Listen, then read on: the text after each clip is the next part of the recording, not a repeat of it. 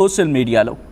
So మీరు ఇప్పుడు పోలీసులకి సహకరించబోతున్నారా? ఆ ఎవిడెన్సెస్కి సంబంధించి మాట్లాడే ప్రయత్నం జరుగుతోందా పోలీసులతో? పోలీసులు నన్నైతే ఏ పోలీస్ అప్రోచ్ కాలేదు. నేను అడుగుతున్నా, మీరు పోలీసుని అప్రోచ్ అయ్యారా అని చెప్పి. లేదు లేదు. ఎందుకండి? ఎందుకంటే నేను ప్రజలకి మనము ఇన్ఫర్మేషన్ తెలియజేస్తే అందరం కలిసి పోలీసుల మీద ప్రెషర్ పెడతాం. ఇప్పుడు మనం చెప్పే ఆధారాన్ని బట్టి పోలీసులు ఇన్వెస్టిగేషన్ చేస్తారా, లేకపోతే పోలీసులు వాళ్ళ యొక్క ప్రాథమిక రిపోర్ట్లు బయట పెడతారా? సో వాళ్ళ యొక్క ఫోన్ ఫోరెన్సిక్ కానీ ఆ యొక్క ప్రవీణ్ బ్రదర్స్ సంబంధించిన వస్తువుల మీద అన్నిటి మీద ఫోరెన్సిక్ రిపోర్ట్లు కానీ ఆయన శరీరానికి ఏమైంది అనేది తెలియజేసే పోస్ట్ మార్టం రిపోర్ట్లు కానీ ఇప్పటివరకు 18 days అయినా ఇంకా బయటకు ఎందుకు రాలేదు? పోలీసులు అనే వాళ్ళు స్వచ్ఛందంగా వాళ్ళ బేసిక్ అయితే చేసిన తర్వాత ఈ కేసు ఎక్కడా తేలకపోతే వాళ్ళు ఇన్వెస్టిగేషన్ లో ఎలాంటి ఫలితం రాకపోతే అప్పుడు ఈ లీడ్స్ టిప్స్ ఇంకోటి ఆధారాలు అవసరం. ఫస్ట్ అయితే వాళ్ళ బేసిక్ రిపోర్ట్స్ అయితే బయట పెట్టండి. ఇప్పటి వరకు అయితే పోలీసులు నాకు తెలిసి 2 సార్లు ప్రెస్ కాన్ఫరెన్స్ కి వచ్చారు. ఫస్ట్ టైం, సెకండ్ టైం ఏమో ఐజీ గారితో వచ్చారు.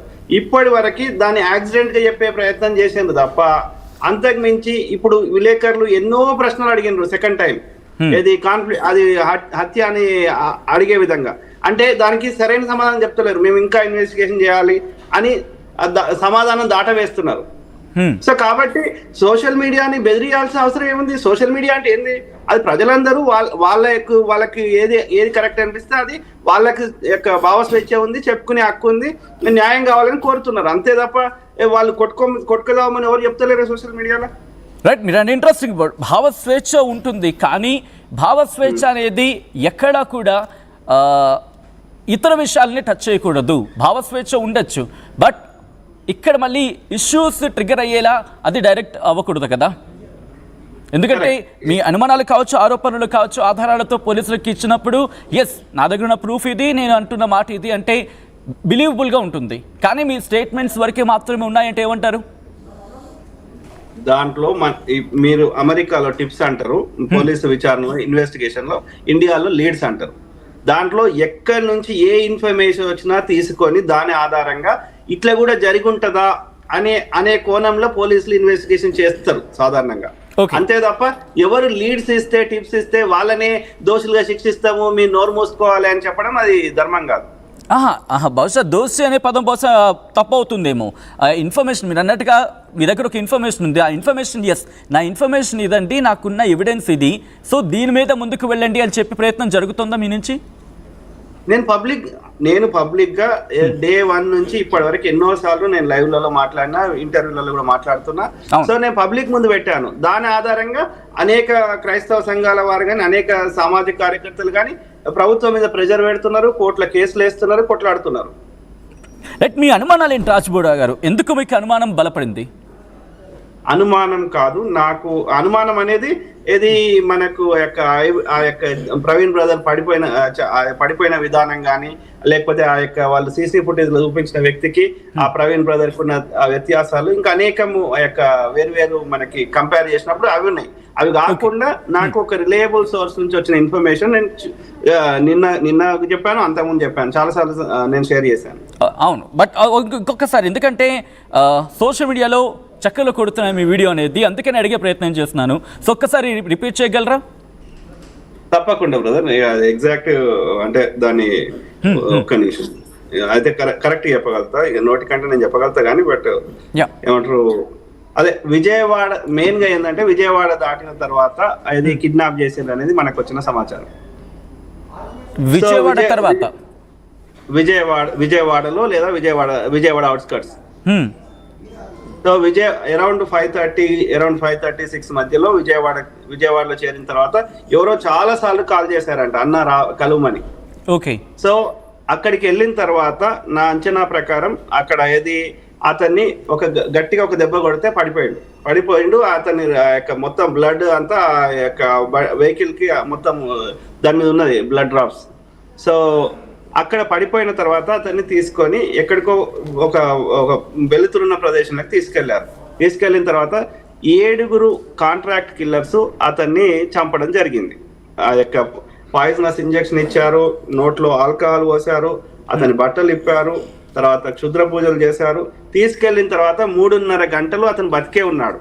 అతని దగ్గర ఏది ఒక గొడ్డలి, వాళ్ళు వాడిన ఆయుధాలు ఒక గొడ్డలి, కత్తులు, రాడ్స్, తర్వాత లైటర్ ఎందుకు వాడిండ్రు అంటే అతని తొడ మీద కాల్చి ఆ బ్యాంక్ డీటెయిల్స్ చెప్పమని చిత్రవద చేసేది అనేది మనకున్న సమాచారం. అట్లనే అతన్ని తొడని గాయపరిచారు. అదేవిధంగా అతని ప్రైవేట్ పార్ట్స్ కూడా కట్ చేశారనేది మనకు వచ్చిన సమాచారం. సో అదే విధంగా సికింద్రాబాద్ లో ఒక స్విఫ్ట్ కారు, 2 ట్రక్కులు రెంట్ చేశారు. 5 లక్షలు రెంట్ తీసుకున్నారు. సో ప్రవీణ్ బ్రదర్ ని ఆ వైట్ స్విఫ్ట్ కార్ లో తీసుకెళ్లారు డెడ్ బాడీని. తర్వాత ఒక ట్రక్ లో ఆ వెహికల్, ప్రవీణ్ బ్రదర్ వెహికల్ ని తీసుకెళ్లారు. అంటే మనకు పోలీసులు చూపెట్టిన అవన్నిట్లలో ఆ బ్రదర్ ప్రవీణ్ బ్రదర్ది కాదు, ఆ వ్యక్తి ప్రవీణ్ బ్రదర్ కాదు. ఓకే. సో అట్లనే 6,20,00,000 ప్రవీణ్ బ్రదర్ అకౌంట్ లోకి వెళ్ళి ఛత్తీస్గఢ్, రాయ్గఢ్ అండ్ జార్ఖండ్ ఈ రాష్ట్రాలకి తరలించబడ్డాయి. ఎంత 8 నంబర్ ఉన్న అకౌంట్లలో. ఎంత ఎంత ఎంత అమౌంట్ అన్నారు? 6,20,00,000. 6,20,00,000 ఎలా ట్రాన్స్ఫర్ అయ్యింది? నాకు తెలియదు. ఇండియాలో గూగుల్ పేనా ఉంటాయి కదా. ఓకే, బట్ అంటే వాటికి కూడా ఈ పాస్వర్డ్స్ అవి ఉంటాయి కదా. పాస్వర్డ్ ఆయనది వాడారు కదా. ఆయన ఆ చిత్రహింస చేసింది అందుకోసమే. సో 6,20,00,000 అంటున్నారు కదా మీరు. అవును. సో ఆ 6,20,00,000 ఒకే అకౌంట్ నుంచి వెళ్ళిందా, లేకపోతే డిఫరెంట్ అకౌంట్స్ నుంచి వెళ్ళడం జరిగిందా?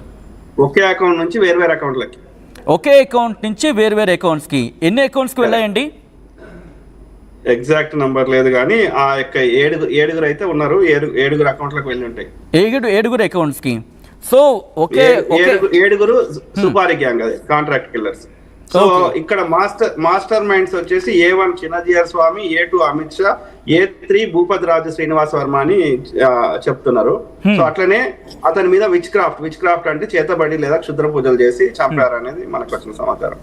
రాజ్బోరా గారు, కంటిన్యూ చేద్దాం. ఇక్కడ సాధారణంగా ఎవరికైనా అనుమానం వస్తుంది, ఇక్కడ ఎందుకు ఆ క్వశ్చన్ రైజ్ అవుతుందంటే 6,20,00,000 అన్నప్పుడు ఒక గూగుల్ ట్రాన్సాక్షన్ నుంచి పర్ డే లిమిట్ 1 lakh కన్నా ఎక్కువ ఉండదు. అలాంటిది ఒకే అకౌంట్ నుంచి 7 మెంబర్స్కి 6 crores అంటే మీకు డౌట్ రాలేదా? లైక్ ఇది మిస్ఇన్ఫర్మేషన్ అయ్యిండొచ్చు, ఒకసారి క్రాస్ చెక్ చేసుకుంటే బెటర్ అని చెప్పి. సో అంటే ఇంకా వేరే ఆప్షన్స్ ఉండొచ్చు కదా. ఓకే, అందుకే అంటున్నాను, అందుకే అడిగాను నేను. ఒక అకౌంట్ నుంచి వెళ్ళిందా లేకపోతే మల్టీ అకౌంట్స్ నుంచి వెళ్ళాయా? ఎందుకంటే వీళ్ళు డిజిటల్ అని నేను చెప్పలేదు.